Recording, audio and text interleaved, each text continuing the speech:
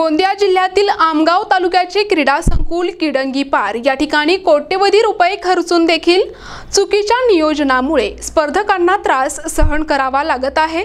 खेळाचे साहित्य धूळ खात पडले असून याकडे क्रीडा अधिकाऱ्यांचे देखील दुर्लक्ष होत आहे असे नागरिकांचे म्हणणे असून त्यामुळे सुविधांअभावी ग्रामस्थ आणि खेळाडूंना चांगले क्रीडांगण कधी मिळणार असा प्रश्न उपस्थित होत आहे। नमस्कार, मी प्रफुल्ल सोमवंशी।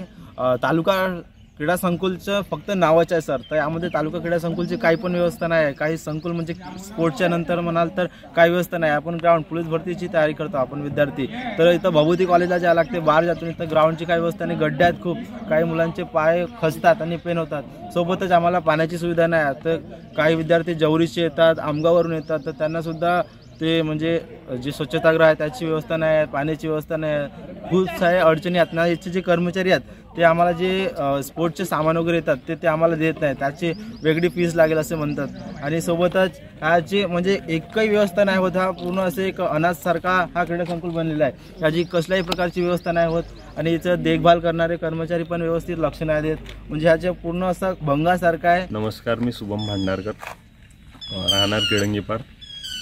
आज कसल्याही प्रकारची शासकीय सुट्टी नसताना सुद्धा तालुका क्रीडा संकुल आमगाव हा याला कुलूप ठोकलेला आहे, बंद आहे। याचं कारण म्हणजे इथले कर्मचारी जे आपली मनोपल्ली इथे चालवतात आणि मनोपल्ली चालवतात आणि जेव्हा पण या तेव्हा इथं कुलूप ठोकलेला असतो आणि आम्हाला वारंवार त्यांना फोन करून सांगावं लागतो की आम्ही इथं आले आहोत, तुम्ही या, तरीसुद्धा ते येत नाही, टाळाटाळी करतात आणि कोणाच्या पण हातात चाबी पाठवून सणारी चाबी पाठवून देतात। त्यानंतर विशेष म्हणजे आता पोलीस भरती तुरंतच निघालेली आहे। पोलीस भरतीसाठी तयारी करणारे होतकरी कितीतरी स्पर्धक आज त्यांच्या प्रॅक्टिसपासून वंचित राहत आहेत। याचं कारण म्हणजे इथले जे कर्मचारी आहेत त्यांच्या लापरवाहीमुळे आणि जे वरून कितीतरी साहित्य आले, जिम साहित्य, ते अजून जंग पडलेले आहे, ते साहित्य सडून राहिले पण त्यांच्या आजसुद्धा उपयोग होत नाही आहे। ते बोलत आहेत की हे तुमच्यासाठी नाही आहेत। आणि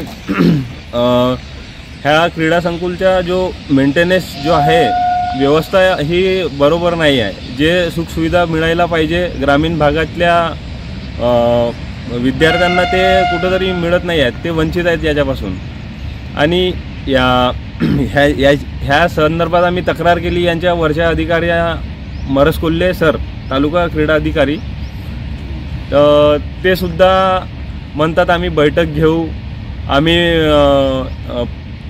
समोर बोलू, चर्चा करू, त्याच्यानंतर सांगू, ते सुद्धा टाळाटाळी करतात। प्रश्न शेवटी आम्ही जावा कोणाकडे हा सुद्धा प्रश्नचिन्ह आहे। आणि मी यानंतर खूप सारे प्रश्न आहेत, ते त्याच्यासाठी सुद्धा ग्राउंड आहे आणि पाण्याची सुद्धा व्यवस्था नाही, स्वच्छतागृहाची सुद्धा व्यवस्था नाही आहे। कुठेतरी लक्ष देण्यात यावा इतकीच विनंती करतो। माझं नाव भारती भांडारकर आहे। आमच्याकडे ग्राउंडची सुविधा बिलकुल पण नाही आहे, इथं पाण्याची पण सुविधा नाही आहे।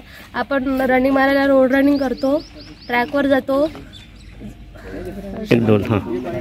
सध्या आता पोलीस भरती निघालेली आहे, आम्हाला इथं दर दिवशी यावं लागते, पण इथं दर दिवशी आम्हाला ताला लावला मिळते। यासाठी आम्हाला म्हणजे ग्राउंडची बिलकुल पण सुविधा नाही आहे। जे इथलं कर्मचारी आहेत ते पण नाही आहेत, ताला लावला असते इथं। तुम्ही काय मागणी कराल? मी इथं ग्राउंड पाहिजे ना, पाण्याची सुविधा सर्वात जास्त अगोदर पहिले पाण्याची सुविधा पाहिजे।